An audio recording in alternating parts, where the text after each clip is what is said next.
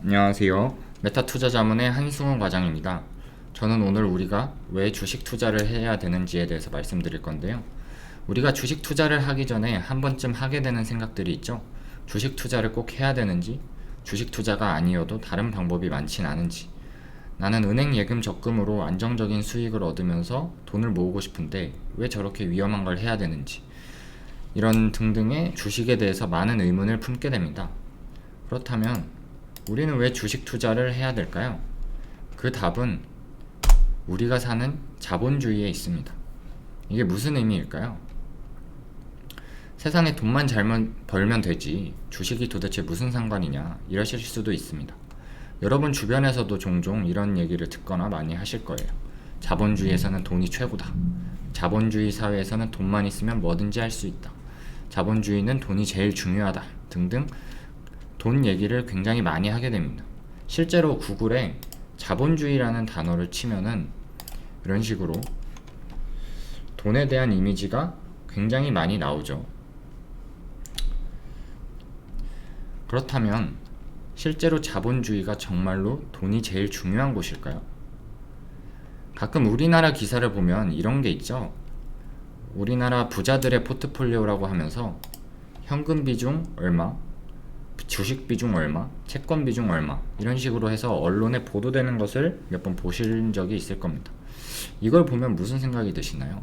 역시 부자들은 현금과 적금을 통해서 안전 자산을 많이 확보하고 그 다음에 다른 자산으로 자산 분배를 확실히 해나간다. 뭐 이런 식의 생각이 드실 수도 있는데 사실 여러분들한테 제가 장담 드리는 건데 현금이 저렇게 많은 사람은 절대로 부자가 될 수 없습니다. 반대로 부자는 절대 현금을 저렇게 많이 들고 있지 않습니다.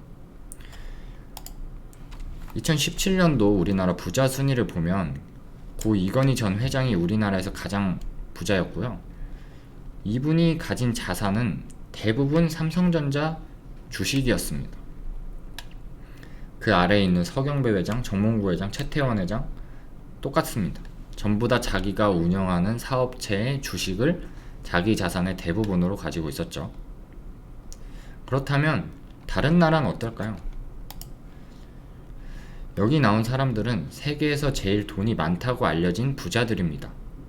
이 부자들은 자산 구성이 어떻게 돼 있을까요? 현금 비중이 50%나 될까요? 주식 비중은 20%밖에 안 될까요? 우선 1위부터 얘기를 해드리면 이 사람 제프 베조스인데요. 아마존이라는 회사의 CEO입니다. 이 사람 자산은 약 211조로 추정되고요. 이 사람의 잡다한 재산을 전부 제외하고 아마존 주식만 자기 자산의 91%를 소유하고 있습니다. 여러분이 10억을 가지고 있다면 9억이 전부 주식인 거죠. 2위인 버나드 아널트. 이 사람은 LVMH라고 해서 이 LV가 루이비통입니다. 루이비통 지주회사를 소유하고 있고 그 규모는 전체 재산의 85%입니다.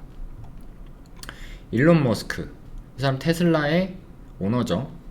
이 사람도 자기 자산의 75%를 테슬라 주식으로 가지고 있고요. 마크 주커버그, 자기 자산의 97%가 페이스북 주식입니다. 빌 게이츠는 기본적으로 분산 투자가 되어 있고요. 현재 전부 주식의 형태로 되어 있습니다. 레리 페이지는 구글 창업자였고요. 현재 자기 자산의 85%를 구글 주식으로 들고 있습니다. 레리 앨리슨, 오라클이라는 회사의 CEO고요. 현재 자기 자산의 65%를 주식으로 들고 있습니다. 세르게이 브린, 구글의 공동 창업자였고요. 현재 자기 자산의 84%를 주식으로 들고 있죠. 세계 부자 전부 자기 자산을 주식으로 들고 있습니다. 그럼 처음 질문으로 돌아와서 자본주의에서는 정말 돈이 제일 중요할까요? 자본주의는 자본을 소유하는 사회입니다. 돈이 아니라.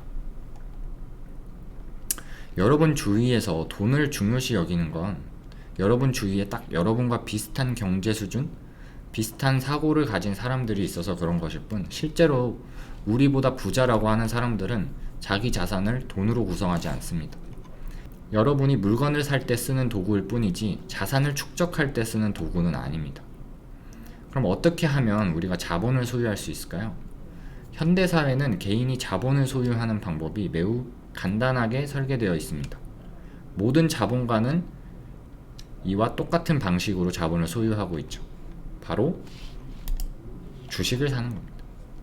주식을 소유하기 시작하면 여러분은 크든 작든 자본을 소유하는 것이고 자본가가 되는 것입니다. 그리고 이게 바로 여러분이 주식을 여러분의 자산으로 가져가야 하는 이유입니다. 근데 가끔 보면 이러신 분들이 있어요. 나는 평범하게 살고 싶다. 나한테는 부가 그렇게 중요하지 않다. 등등 이걸 가치관의 문제로 생각하시는 분들이 있는데요. 세상의 평범한 사람들은 내일 굶어야 되는 사람들입니다.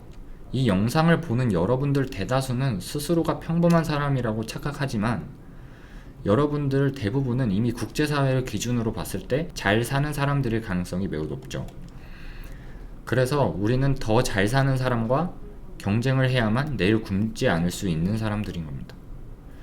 주식 투자를 선택의 영역으로 착각하지 않으셨으면 하고요. 자연에서는 인간이 산소 대신 질소로 호흡하는 게 불가능합니다. 마찬가지로 여러분은 현재 좋든 싫든 자본주의 시대를 살고 있고요.